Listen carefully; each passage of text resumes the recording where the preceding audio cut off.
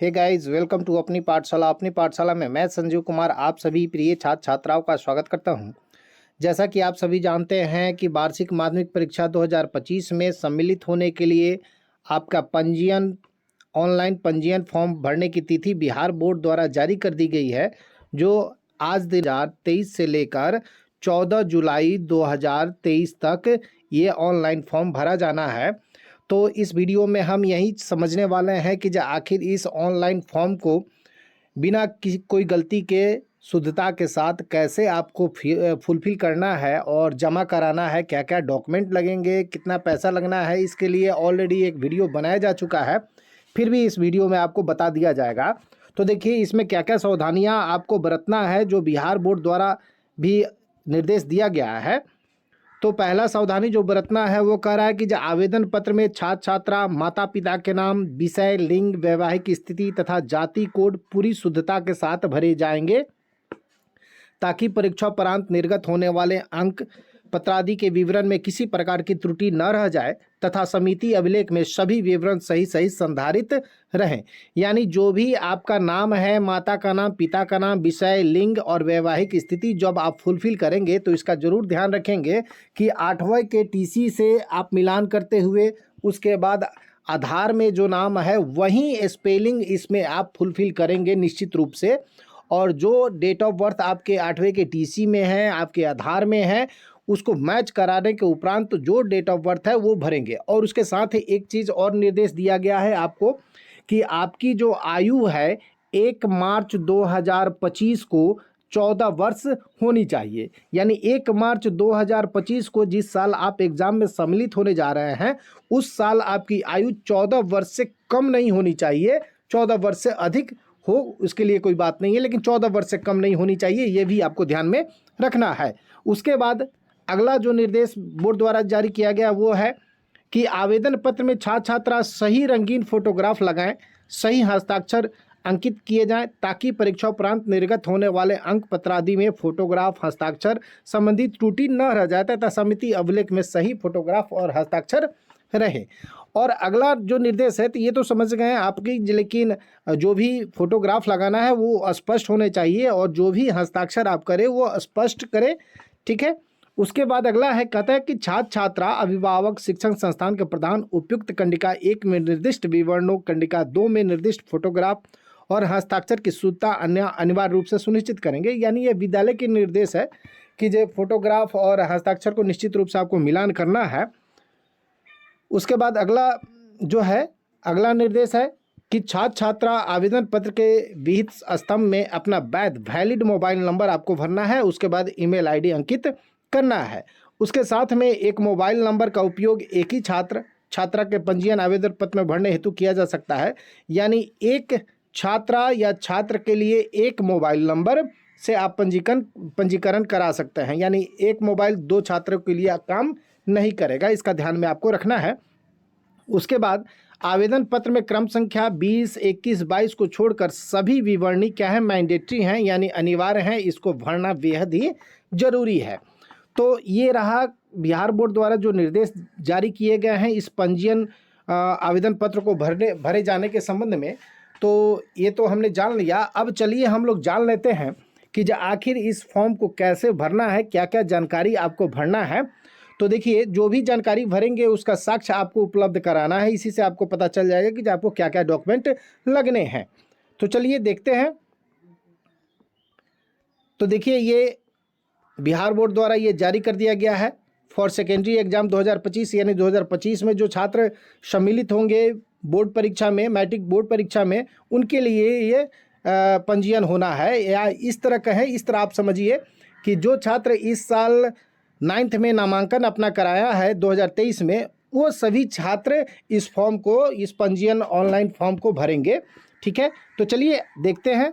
तो देखिए 1 नंबर जो है ना, 1 नंबर में क्या करें, कैटेगरी, यानी आप रेगुलर के रूप में फॉर्म फिलअप कर रहे हैं या प्राइवेट के रूप में, किस रूप में आप अपना रजिस्ट्रेशन कराना चाहते हैं। तो जो भी रेगुलर छात्र होंगे, यानी जो इस साल नामांकन कराए हैं वो सारे छात्र रेगुलर होंगे, तो आप रेगुलर पे टिक करेंगे, ठीक है। उसके बाद यहाँ पे अपने विद्यालय का कोड लिखेंगे, 5 अंकों का कोड होता है। और यदि आपको मालूम नहीं है तो अपने विद्यालय के शिक्षक से, अपने विद्यालय के प्रधान से आप पता कर सकते हैं और उस कोड को यहाँ पे आपको लिखना है। जैसे 55,094 ऐसा करके 5 अंकों का कोड होता है, उसको आपको यहाँ फिलअप कर देना है, यानी एक अंक एक बॉक्स में आपको लिखना है। उसके बाद यहाँ पे अगला है 3 नंबर में कि स्कूल नेम, यहाँ पे स्कूल का नाम आपको लिख देना है, ठीक है। उसके बाद है विद्यार्थी का नाम हिंदी में। अब मान लीजिए यहाँ पे हिंदी में आपको नाम लिखना है, तो मान लीजिए आपका नाम पवन कुमार है, तो यहाँ पे आप पवन कुमार लिख देंगे, ठीक है।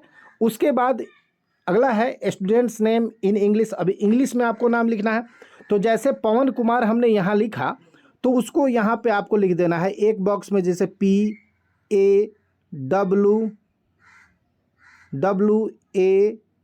पवन। उसके बाद एक बॉक्स को छोड़ देना है, उसके बाद आपको कुमार लिखना है, KUMAR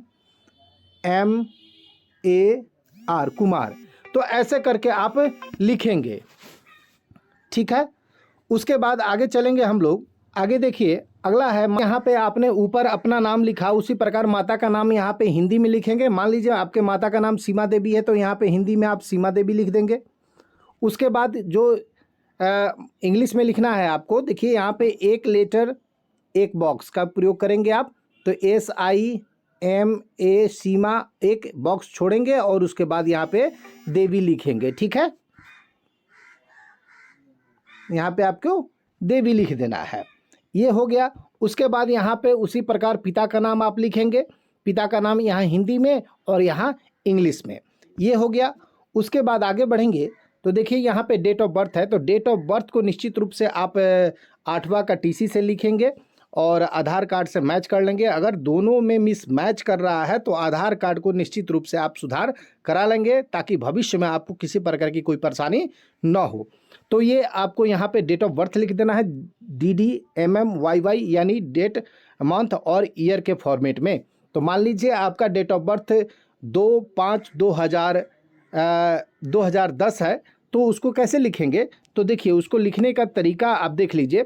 तो सबसे पहले आप डेट लिखेंगे, जैसे 2 तारीख और 5वां महीना, तो यहाँ पे 0 और 5 लिखेंगे। उसके बाद 2010 तो 2010 ऐसे करके आप इसमें लिख देंगे और आगे बढ़ेंगे। अगला आगे क्या है, तो देखिए आगे है आपको 8 नंबर। 8 नंबर पूछ रहा है जेंडर, तो या मेल, फीमेल और ट्रांसजेंडर, यानी आप मेल हैं तो मेल पे टिक करिए और फीमेल है तो फीमेल पे टिक करिए। अगला है 9 नंबर नेशनलिटी, तो नेशनलिटी में है कि आप हम सभी इंडियन हैं तो इंडियन पे ही टिक करेंगे। उसके बाद आगे बढ़ेंगे, पूछ रहा है कास्ट कैटेगरी। 10 नंबर का रहा है कास्ट कैटेगरी, तो कास्ट कैटेगरी यानी जिस कैटेगरी से आप बिलोंग करते हैं तो उसमें आपको टिक कर देना है। आप यदि जनरल हैं तो जनरल में टिक करेंगे, EBC हैं तो EBC में, BC हैं तो BC में, SC हैं तो SC में, ST हैं तो ST में, ऐसे आपको टिक करना है। उसके बाद अगला है 11 नंबर डिफरेंटली एबल्ड, यानी आपके पास आप यदि विकलांग हैं, विकलांगता है आपके पास तो यस करिए, अदरवाइज आप नो कर दीजिएगा इसको, ठीक है ना। जो भी बच्चे विकलांग हैं वो यस करेंगे, अदरवाइज आप नो करेंगे। उसके बाद यहाँ पे स्पेसिफाई इफ़ यस, यदि आपने यहाँ यस किया है तो किस प्रकार की विकलांगता है उसका जिक्र यहाँ पे आपको करना है। अगला है 12 नंबर, इसमें है रिलीजन, यानी आपका धर्म क्या है, आप हिंदू हैं, सिख हैं, मुस्लिम हैं, जैन हैं, बुद्ध हैं, जिस धर्म से आप बिलोंग करते हैं उस धर्म को आप टिक करेंगे। तो जैसे हिंदू आप हैं तो हिंदू को आप टिक कर देंगे। उसके बाद अगला है एरिया, तो एरिया कहने का मतलब यानी आप रूरल एरिया से आते हैं या अर्बन एरिया से आते हैं, यानी ग्रामीण क्षेत्र से यदि आप आते हैं ग्रामीण क्षेत्र से तो आप रूरल पर टिक करेंगे, और यदि आप नगरीय क्षेत्र से आते हैं, शहरी क्षेत्र से आते हैं तो आप अर्बन पे टिक करेंगे। तो ये दोनों चीज़ आपको समझ में आ गई होगी कि ग्रामीण क्षेत्र से हैं तो रूरल पर और शहरी क्षेत्र से हैं तो अर्बन पे आपको टिक करना है।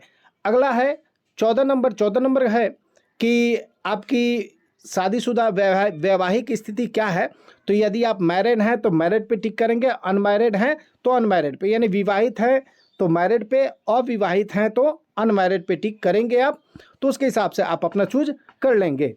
अगला है 15 नंबर का है मोबाइल नंबर, और नीचे भी निर्देश में आपको बताया गया कि वैलिड मोबाइल नंबर डालना है। ऐसा नहीं कि जो ऐसा मोबाइल नंबर दे दें जिस पे बाद में फ़ोन भी ना लगे, ठीक है। तो आपको वैलिड मोबाइल नंबर देना है और उस मोबाइल को कम से कम बोर्ड परीक्षा तक आपको चालू रखना पड़ेगा। तो ये मोबाइल नंबर आप यहाँ पे डाल देंगे। उसके बाद 16 नंबर में यहाँ पे आपको आधार नंबर अंकित करना है। तो ये निश्चित रूप से आप अपना आधार नंबर यहाँ डालेंगे। तो ये 2 कॉलम है, एक 16 और 17। तो 16 है उन लोगों के लिए जिनके पास आधार है, तो आधार नंबर यहाँ पुटअप करेंगे। और 17 उन बच्चों के लिए है जिनके पास आधार नहीं है, या अभी तक आपने यदि आधार कार्ड अपना नहीं बनवाया है, तो ये 17 उन लोगों के लिए है। तो जो अपना आधार 16 में नहीं भरेंगे वो यहाँ पे साइन करेंगे, और जिसने आधार भर दिया 16 में उसको यहाँ पे साइन नहीं करना है। तो ध्यान दीजिएगा कि 16 यदि आपने भर दिया तो ये 17 कॉलम आपके लिए एप्लीकेबल नहीं है, इसको खाली छोड़ देना है। जो 16 नहीं भरेंगे उनके लिए यह 17 है, 17 पे आपको साइन यहाँ पे करना है। आगे बढ़ेंगे। अगला है कि ईमेल आईडी। 18 में कहता है ईमेल आईडी। तो जो भी वैलिड ईमेल आईडी है उसको यहाँ पे आप निश्चित रूप से भर देंगे, ठीक है। लगातार भरेंगे और यहाँ पे अपना एड्रेस भर देंगे, जैसे आपका विलेज, पोस्ट, थाना, ये सारी चीज़ जानकारी यहाँ भर देंगे। पिन कोड यहाँ भर देंगे। उसके बाद अगला है 20 नंबर बैंक अकाउंट। तो जो भी आपका बैंक अकाउंट नंबर है तो उस बैंक अकाउंट नंबर को यहाँ पे आप भर देंगे, और उसी के साथ इसका फ़ोटोकॉपी भी आप लगाएंगे एप्लीकेशन फॉर्म के साथ। तो आधार कार्ड लगाएंगे और बैंक अकाउंट का आपको लगाना है। उसके बाद यहाँ पे आपके बैंक का जो IFSC कोड है उस IFSC कोड को यहाँ पे फुलफ़िल करना है। उसके बाद बैंक का नाम यहाँ पे लिख देना है आपको कि जो आपके बैंक का क्या नाम है, जैसे स्टेट बैंक ऑफ इंडिया है कि सेंट्रल बैंक है, किस बैंक का है कि पंजाब नेशनल बैंक का है। तो जो भी बैंक आपका है उस बैंक का नाम यहाँ पे आप लिख देंगे। उसके बाद यहाँ कहता है 2 आइडेंटिफिकेशन मार्क्स, यानी 2 पहचान चिन्ह लिखना है आपको। पहचान चिन्ह कहने का मतलब कि जो आपके शरीर में कहीं तिल है, मासा है, कटा हुआ है, जला हुआ है, तो ऐसा पहचान चिन्ह जो भविष्य में निकट समय में जल्दी वो नष्ट ना हो, वो लंबे समय तक बना रहे। तो ऐसे पहचान चिन्ह 2 यहाँ पे आपको लिखना है, एक नहीं लिखना है, 2 पहचान चिन्ह यहाँ पे आपको लिखना है। उसके बाद अगला है 24 नंबर। 24 नंबर कहता है कि यहाँ पे जो भी विषय हैं उस विषय को आपको सेलेक्ट कर लेना है। तो 5 विषय और अंग्रेजी को मिला के 6 विषय हैं।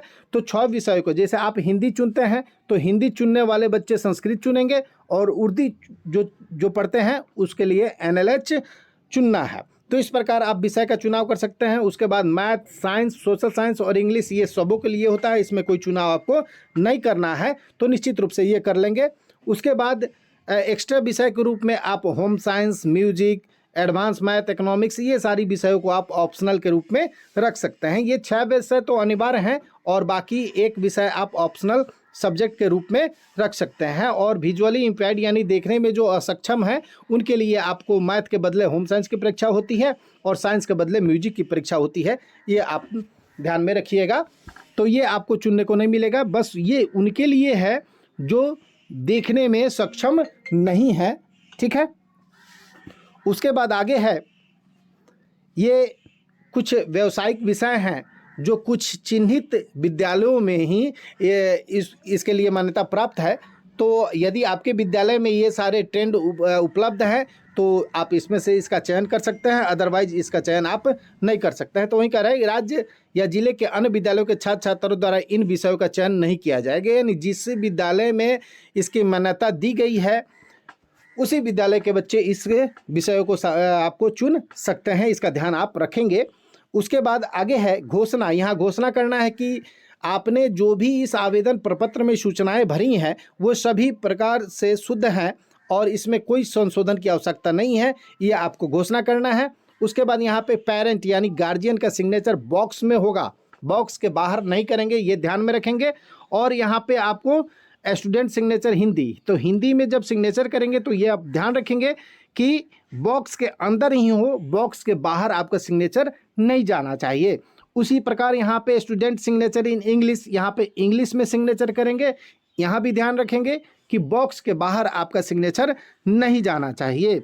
तो इस प्रकार ये आशा है कि जब आपने इस पंजीयन फॉर्म को भरने में जो भी समस्याएं हैं सब दूर हो गया होगा और आशा है कोई परेशानी नहीं होगा। और अंत में यहाँ मैं बता दूँ, यहाँ पे आपको पासपोर्ट साइज का फ़ोटो, कलर फोटोग्राफ यहाँ पेस्ट करना है और उसके बाद इस बॉक्स में आपको एक सिग्नेचर करना है। तो इस प्रकार आप फॉर्म को फिलअप करके अपने विद्यालय में फॉर्म जमा करेंगे। उसके साथ मैं फिर से आपको बता दूं कि आपको जो शुल्क लगना है, इसमें आपको 320 रुपया रेगुलर छात्र के लिए और प्राइवेट छात्रों के लिए 450 रुपया लगना है। उसके साथ में क्या क्या डॉक्यूमेंट लगने हैं मैं फिर से आपको बता दूं। कोई एक तो ये आवेदन फॉर्म लगेगा, उसके बाद आपको आधार कार्ड का फ़ोटोकॉपी, 8वां का टीसी का फ़ोटोकॉपी, उसके बाद ध्यान में रखिएगा आप बैंक अकाउंट का फ़ोटोकॉपी और ईमेल आईडी चाहिए और 2 फोटो चाहिए। इतना चीज़ आपको निश्चित रूप से तैयार करके रख लेने हैं। तो जानकारी अच्छी लगी हो तो वीडियो को लाइक कर दे, चैनल को सब्सक्राइब कर दे। चलिए फिर मिलेंगे अगले वीडियो के साथ। जय हिंद, जय भारत।